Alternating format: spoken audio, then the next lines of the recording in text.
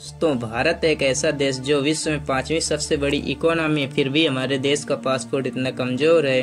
Passport कोई material नहीं है जो वीक है। पासपोर्ट वीक तब होता है जब किसी देश के लोग कितने देशों में वीजा फ्री ट्रैवल कर सकते हैं। इस प्रोसेस पर हमारा देश भारत काफी निचले पायदान पर है। हालांकि भारत ने कुछ वर्षों में अपने वीजा को मजबूत किया है, लेकिन दूसरे देश भारत की अपेक्षा अधिक तेजी से वीजा फ्री ट्रैवल पर काम कर रहे हैं। आज की इस वीडियो में हम डिटेल्स से इसके विषय में जानेंगे, लेकिन यदि आपको वीडियो का पॉइंट समझना है तो वीडियो को शेयर करें और चैनल को सब्सक्राइब करें, जो बिल्कुल फ्री ऑफ कॉस्ट है।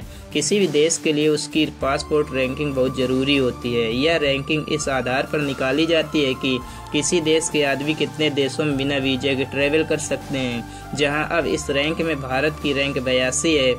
आज जहां भारत विश्व गुरु बनने के सपने देख रहा है और दुनिया को डोमिनेट करना चाह रहा है, वहीं इंटरनेशनल ट्रैवल पर काफ़ी परेशानियां हो रही हैं। लेकिन भारत का पासपोर्ट इतना कमज़ोर क्यों है? दोस्तों, जापान जैसे देश इस पासपोर्ट रैंक में पहले स्थान पर हैं और इस देश के लोग 193 देश में विदाउट वीजा ट्रैवल कर सकते हैं और सिंगापुर के लोग 190 देशों में। भारत के passport holders Nepal, Thailand, Bolivia, Iran, Fiji समेत 67 देशों में बिना वीजा के ट्रैवल कर सकते हैं। 2006 में भारत की रैंकिंग 71 थी, जो अब गिरकर 82 हो गई है। लेकिन एक बात है जो काफ़ी महत्वपूर्ण है, जब हमारी रैंक 71 थी तब इंडियंस मात्र 27 देशों में वीजा फ्री ट्रैवल कर सकते थे, लेकिन अब जब हमारी रैंक 87 है तब हम 67 देशों पर वीजा फ्री ट्रैवल कर सकते हैं। मतलब यह हुआ कि भारत का पासपोर्ट थोड़ा स्ट्रांग तो हो रहा है, लेकिन अन्य देशों ने इसे पीछे छोड़ दिया है। वैसे तो भारत में 4 तरह के पासपोर्ट रिसीव किए जाते हैं। नंबर 1 पर है ब्लू पासपोर्ट। यह सभी आम सिटीजन्स को उपलब्ध कराए जाते हैं। और दूसरे नंबर पर है ऑरेंज पासपोर्ट, जो अक्सर वो लोग यूज करते हैं जिनको विदेशों में काम करने के लिए जाना पड़ता है। और तीसरे नंबर पर आता है मैरून कलर का पासपोर्ट, जो भारत के एम्बेसडर या सीनियर सिटीजन को प्रोवाइड कराए जाते हैं। आखिर में सबसे स्ट्रांग पासपोर्ट है वाइट पासपोर्ट, जो कि उन लोगों के लिए है जो सरकार के काम के लिए विदेश जाते हैं। हम लोग बात कर रहे हैं ब्लू पासपोर्ट की, जो कि नॉर्मल सिटीजन के लिए है और उसी हिसाब से रैंकिंग आती है। लेकिन भारत का नॉर्मल सिटीजन्स पासपोर्ट इतना वीक होने का सबसे बड़ा कारण है हमारी पॉपुलेशन। जनसंख्या अधिक होने से हमारे देश के बहुत सारे skilled and unskilled worker foreign जाते हैं और क्या इलीगल वहीं रुक जाएं।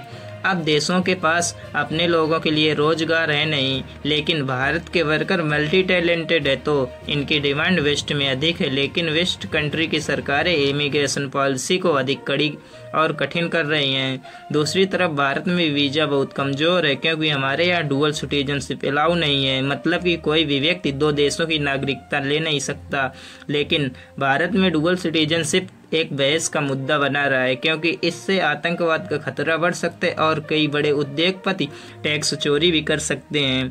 भारत को अपना पासपोर्ट अब और अधिक स्ट्रांग करना चाहिए। इससे किसी विदेश की ग्लोबल पोजीशन जानी जाती है। इसीलिए इंडियंस को वेस्ट के लोग अपने से पुअर समझते हैं। दूसरी तरफ यह भी जानकारी होती है कि हमारे देश के डिप्लोमेटिक रिलेशन दूसरे देशों के साथ कितने स्ट्रांग है।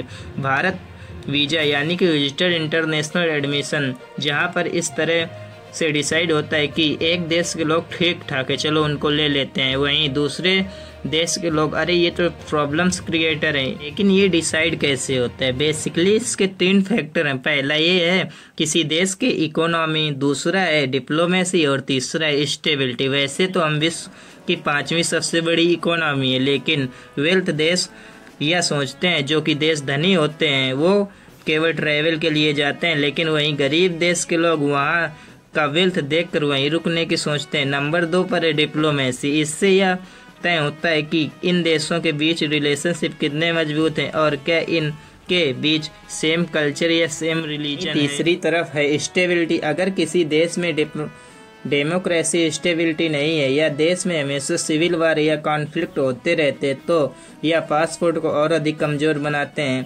हमें क्या करना चाहिए या क्या करने की ज़रूरत है जिससे हमारा पासपोर्ट स्ट्रांग हो जाए? तो हमें याद दिलाना होगा कि हम विश्व में 5वीं सबसे बड़ी इकोनॉमी है और अब हम गरीब नहीं हैं, और हम अब सिर्फ 1 महीने में ही $1.5 बिलियन का सिर्फ इंटरनेशनल ट्रैवल पर स्पेंड कर रहे हैं। और इस तरह हम डाटा दिखाकर अपनी वीजा फ्री ट्रैवल को आसान बना सकते हैं।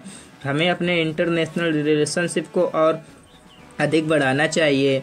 जब से हमारे देश के विदेश मंत्री एस जयशंकर हुए हैं तो उन्होंने हमारे देश की छवि को इंटरनेशनल लेवल पर बहुत अच्छा किया है और उन्हें अपने ही कार्यकाल में भारत को एक स्ट्रांग वीज़ा भी दे देना चाहिए। और यदि हम फॉरेन ट्रैवल कर रहे हैं तो हमें किसी भी रूल्स का उल्लंघन नहीं करना चाहिए, क्योंकि हम भारत के एक रिप्रेजेंटेटिव के रूप में जाते हैं। आइए हम सब मिलकर 21वीं सदी में भारत के पासपोर्ट को स्ट्रांग बनाने का प्रयास करते हैं। इसके लिए इंटरनेशनल ट्रैवल पर लाइन ब्रेक ना करें और ना ही कहीं कूड़ा फैलाएं और ना ही तेज बोलें। तो आपको यह जानकारी कैसे लगी हमें कमेंट में ज़रूर बताएं और साथ ही चैनल पर नए हैं तो चैनल को सब्सक्राइब करें और वीडियो को शेयर करें, साथ ही मानवता को बढ़ाएं। धन्यवाद।